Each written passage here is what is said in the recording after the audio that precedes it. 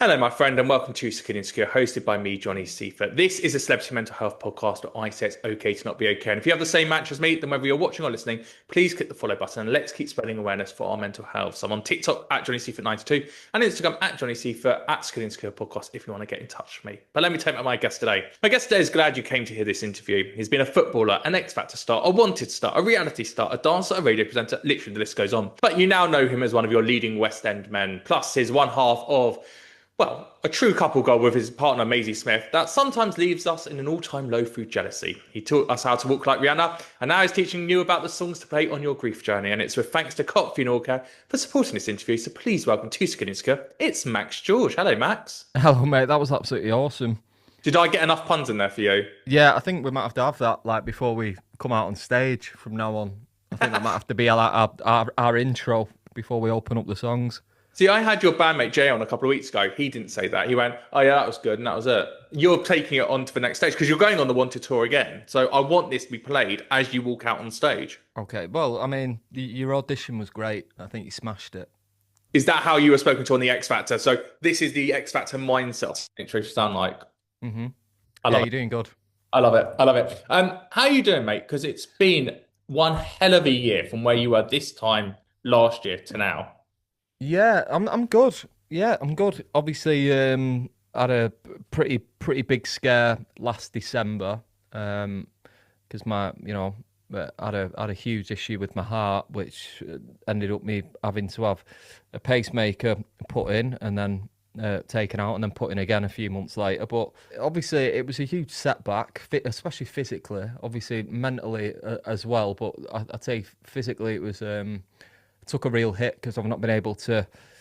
I play tennis a lot and obviously football still and golf, and I've not been able. I've not done that in 9 months now, so that's been hard. But in general, I'm feeling much better. Each day, I seem to get a little bit stronger, and I don't need to sleep as much. That's one thing I was doing loads. I had to sleep for like 12, 15 hours at a time, but now, yeah, I feel good, and that's why I'm back on stage and doing the Wanted 2.0 and touring the UK at the moment, and then touring America in October.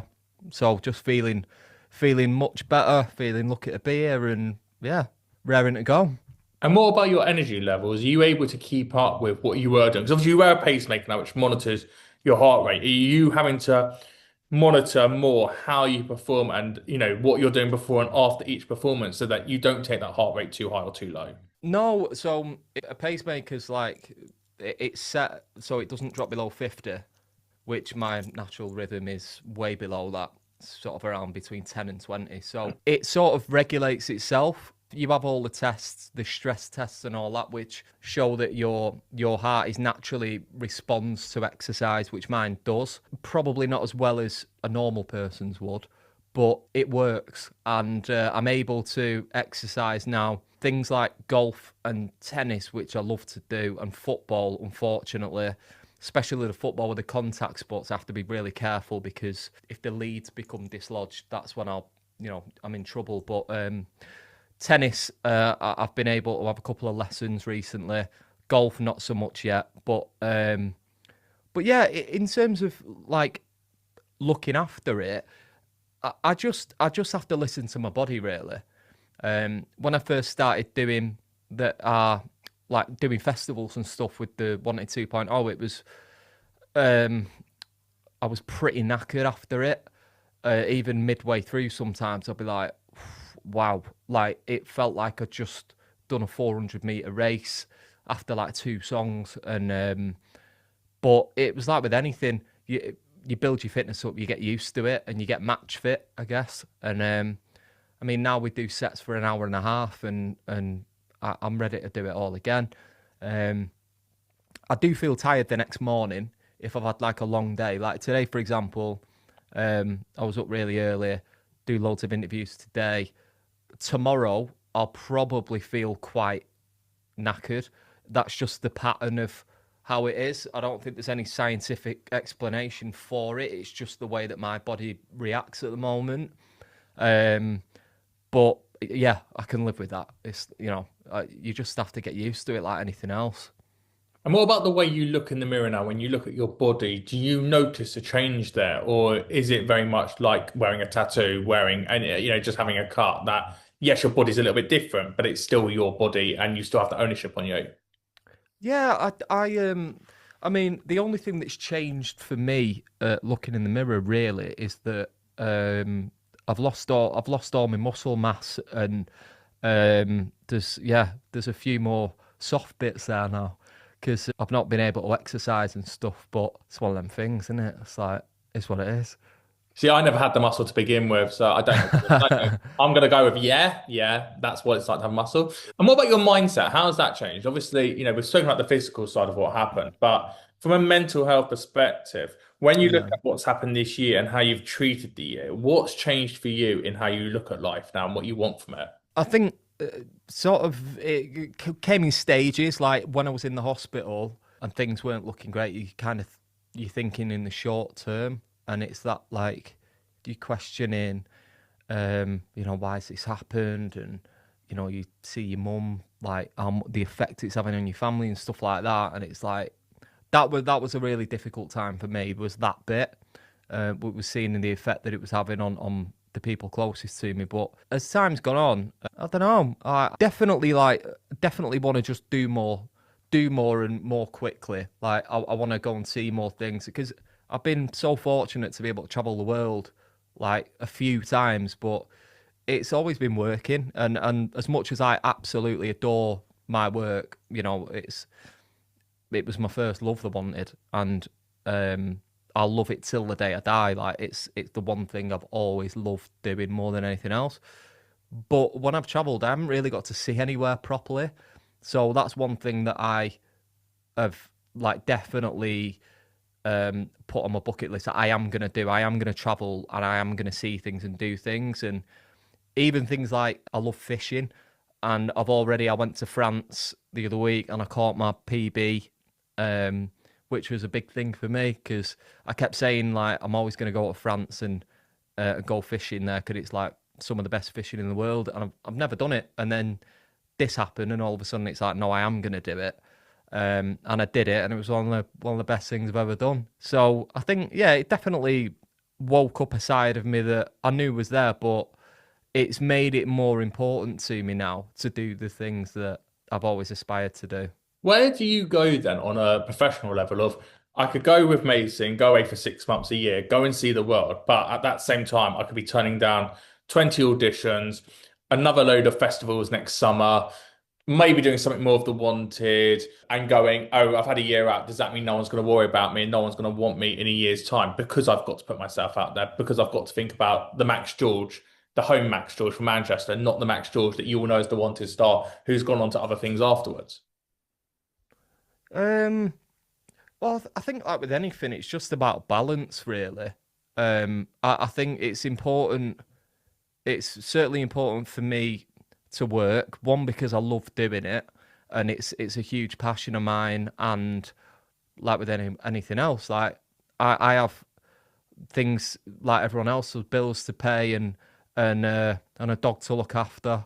Um, so on that side, it's really important. But I think for me, I have to have that time as well where I can do the things that are away from work, sit round a lake fishing for a week and turn my phone off. And that kind of stuff's really important to me as well. And I think you can't worry too much about, I can't take a break because I need to keep my name out there all the time. I just think that'd be unhealthy.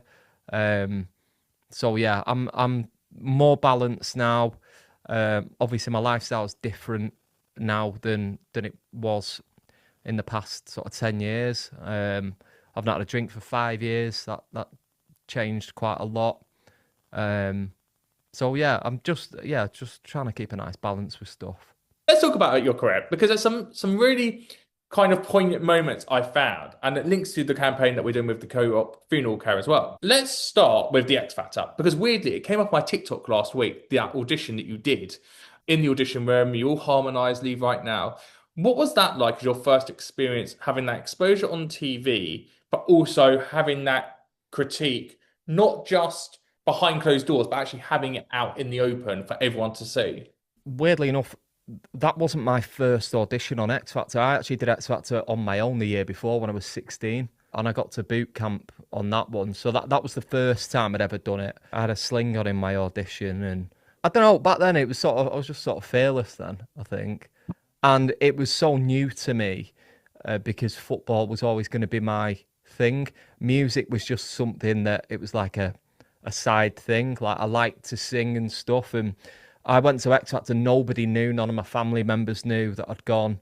And then I came home and I had this red piece of paper, which meant that you'd got through to the next round. And I ended up getting quite far into boot camp, and then I got in a bit of trouble there because they had a bar in the hotel, and obviously I was quite young at the time, so they found that I was having a pint, and I got in a bit of trouble, so I got sent home, and so I didn't really get the opportunity to go any further because of that. And then when I went in as a band, I just loved it. I loved being part of a team. I loved experiencing the whole journey with other people rather than just being on my own. Even like when you're not rehearsing, like just little things like afterwards going for a pint, you wouldn't just be on your own, like thinking about your day. You'd be talking to your mates about that and talking about other stuff as well. Whereas I found doing it on my own quite a lonely time. So yeah, that's where it all started really. And then you got in trouble again.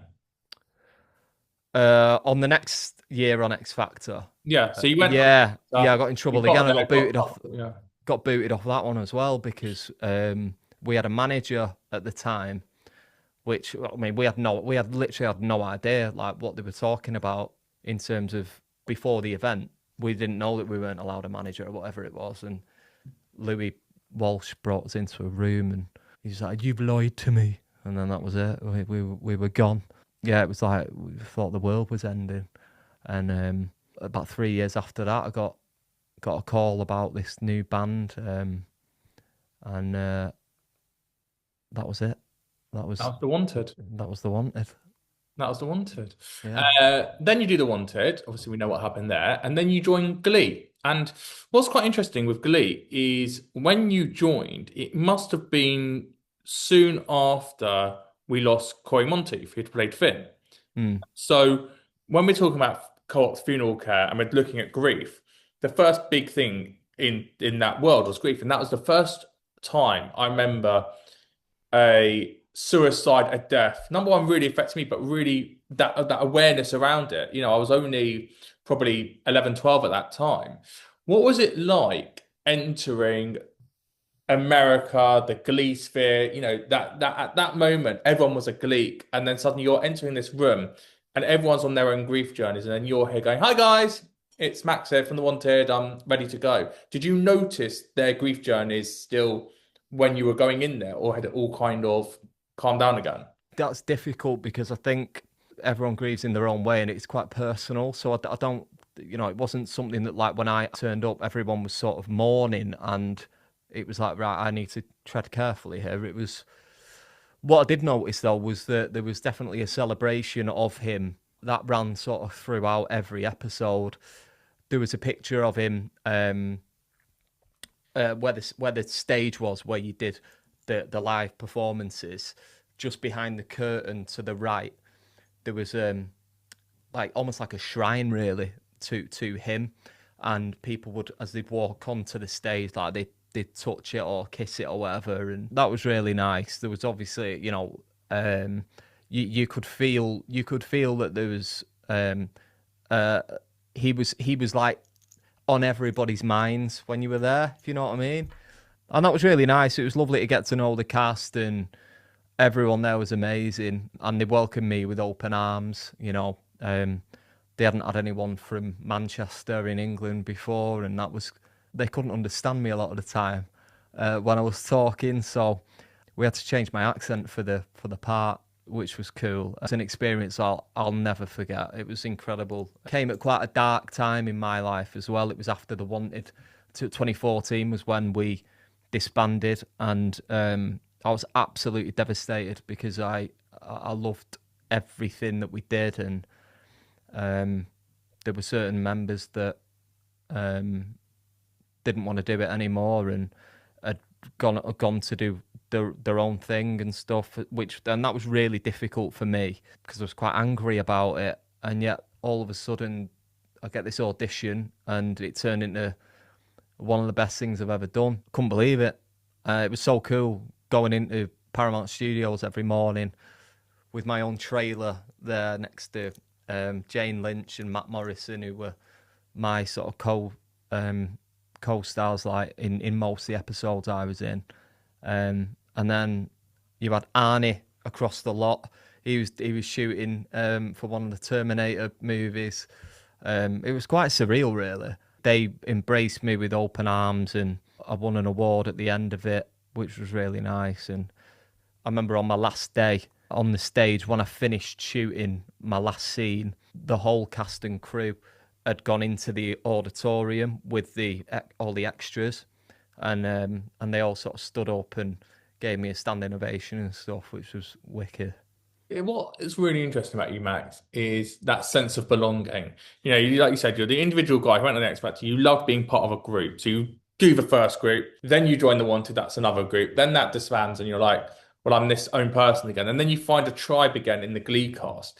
Mm. What's that thing for you about that sense of belonging, being in those big groups? What does that do to you mentally, having that association? I mean, for me, obviously, it's something that I steer towards naturally. It probably stems from playing football my whole life and having that bond as a group, going to battle for your brothers and every Saturday or Sunday and having each other's back. And I genuinely think it stems from football.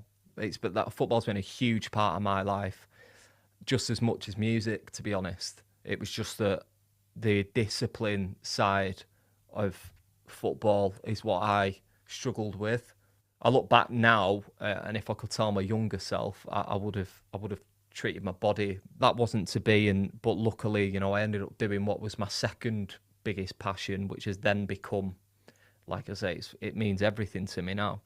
But yeah, I think I've always gravitated towards being in a group, and yeah, I think it comes from football. Let's talk about your campaign with Co-op Funeral Care. We're looking at the way we say goodbye, the songs changing the soundtrack of Farewell Revealed. And we'll go through the top 10 in a sec. Why did you want to be involved in this campaign specifically? I actually thought that it was just a really nice way of having that conversation. I've mentioned this kind of thing to my mum before, right? Just sort of lightheartedly, just off the cuff, been like, do you know if I die? And straight away, it is like, I get it. It's quite a dark conversation, or it can be. When Co-op got in touch and they sent me this chart, and it's not just the main chart top 10, but you can look at like the indie chart, R&B chart, and I thought like people have got such good sense of humours, and I think that's such a nice thing when at a funeral, music should reflect someone's personality and not just be. For example, like hymns aren't as popular now at funerals, right? And I see that is because instead of it just being about life and death, it's about celebrating someone's life. And I think that's really important. When my granddad died, we had My Way at his funeral, and that was actually, I think that's at number 2. That got me thinking, like, there was another song played called My Funny Valentine, and my nana used to sing that to my granddad, right? And in the last couple of years, my nan's had Alzheimer's, and she can't remember my granddad. She can't remember anything from like the last 60 years of her life, 70 years. She's 94 now. When I go to see her, I play her My Funny Valentine, and she remembers my granddad, and she talks about him. She talks about when he died, which was 12 years ago. It's just crazy what music does. There's something in your brain that music connects with that just nothing else can. And yeah, so that for me, like that moment with my nan and then seeing this with the Co-op, it was like, it just made sense to get involved with it. And I genuinely think this is such a cool thing that they have like a chart and stuff. And mate, if you see some of the songs, by the way, like I'd love to be at a funeral where someone played Another One Bites the Dust or 21 Seconds to Go. Do you know what I mean? That's so cool. It was a no-brainer for me. Did you last December ever think about this is really bad? I might not come out the other side. I need to plan my own funeral so I'm in control of this? No, I didn't get to the point of thinking about a funeral. It did cross my mind like at one point when I was in hospital, and there was one night in particular when blood pressure just plummeted and my heart rate really, really went to down to not a lot at all. That was a difficult point, and my dad was actually there that day when that happened, and we did have a conversation about potentially like um, doing a will and stuff. My dad opened, which, when I was thinking that night, like for my dad, that must have been awful, having that conversation with me. But because my heart rate got so low, I got fast tracked. So as quick as we had that conversation and those thoughts were entering my head, I was rushed in for surgery and the pacemaker was put in, and then things were fine again until the pacemaker had some issues, and then I had to go back and have a new one put in. But yeah, honestly, it was one of them things. By the time I got to thinking about, oh shit, this isn't looking good, it was like, okay, they fixed it now. How scared of death are you now? Um, I'm not really. Um, Nowhere near as much as I used to be. I don't know why. I can't just say because I had such a bad issue and maybe like I came quite close at certain points that I know how that feels now. It might be that, but I can't tell you why. But like I just feel more at ease with everything in general. Um, I don't know whether that's a good thing or a bad thing, to be honest, but I just do. I think it's a good thing because when you get to that point, what you have to go through and you start thinking about these things, and then you go, actually, what's the worst that can happen? And it's already happened kind of thing. Mm. Um, you don't have to worry anymore because you've realized you've hypothesized it all the time. We're all scared of death. And I think once you kind of face it, you face the fear, and then you've gone, actually, nothing changed. So Yeah, what? do you know what? You're probably right. That you've probably nailed it there because I've got a friend who he suffers terribly with like illness anxiety. Mm. Like if he gets a cold, he looks it up and it's Google tells you that everything's terrible, right? And he was saying to me like, I literally don't know how you can just get on with your life like normally, knowing that you've got a pacemaker in that is making your heart beat. He was like, I just don't know. I said I would be freaking out constantly. But I actually think you're right. I think because I've been at that point where it was like my heart was failing to a point where I was seriously, seriously ill. Now, like, I've got this thing that keeps my heart going and I can live a normal life. Um, so, like you say, what's the worst that can happen? Because I've been right next to it. It's really interesting, isn't it? I think, and I think the more as we get older, the more funerals we go to, the more shivers we go to, the more wakes we go to, the way we more probably normalize it all and go, actually, it's not as bad. Because you kind of always think, what would your parents be going through? What would your friends think? And I think sometimes you just get to piece of that and you're like, okay, I know everyone will be okay. And I know I can have all the conversations I want to have before I go, hopefully.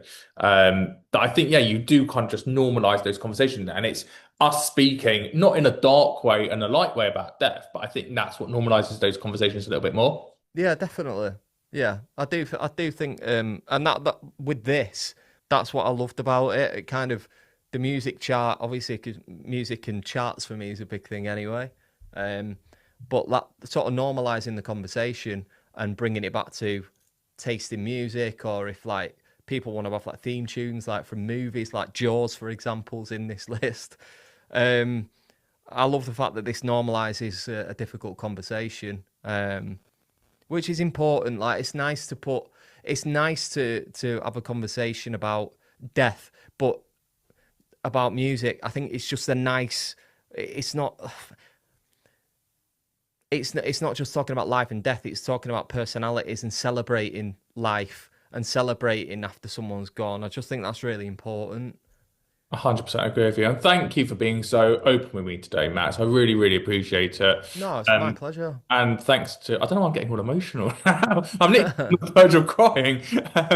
A massive thank you to Max George and also to the Clark Funeral Care for today's interview. Really important. And again, like Max says, open up those conversations with your friends. We always talk about men's mental health. Have these conversations. For me, it's the EastEnders theme tune. That's what I want to go away with. I want the slow Perfect. version. I want Peggy's theme to die to. So that's it for Skin and Skill this week. If you like The Wanted, like I do, there's an episode in the library of Jamie Guinness. If you love Glee, like I do, there's an episode of Kevin McHale. So do go and check them out. And on TikTok, I'm at Johnny Seifert 92. On Instagram, at Johnny Seifert, at Skin and Skill Podcast. Max, you're on Instagram, Max George, and then you've changed it for TikTok. It's at Max Million George. That's a mouthful. I'm Johnny Seifert. Thanks so much for watching or listening. Until next week, please say it's okay to not be okay, and I'll speak to you soon.